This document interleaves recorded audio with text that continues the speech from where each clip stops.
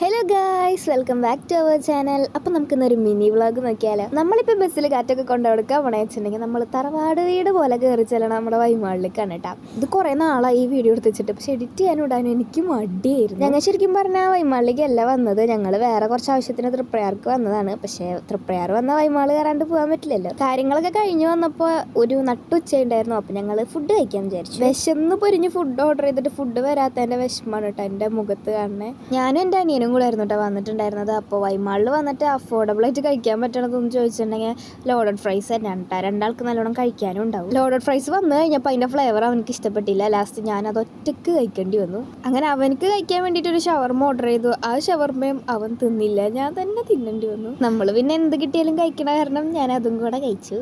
ഞാൻ കാലത്തൊന്നും കഴിച്ചിട്ടുണ്ടായിരുന്നില്ല, അപ്പോൾ നല്ല വിശപ്പുണ്ടായിരുന്നു. അത് കാരണം ഞാൻ അതും കൂടെ അകത്താക്കി.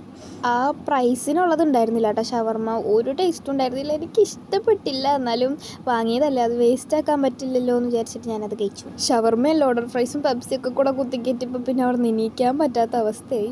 ഒരു കിടക്ക കിട്ടിയാൽ ഞാൻ ഇപ്പോൾ അവിടെ കിടന്നുറങ്ങുന്നുള്ള ഒരു അവസ്ഥയിലേക്കായി വയറ് നിറഞ്ഞിട്ട്.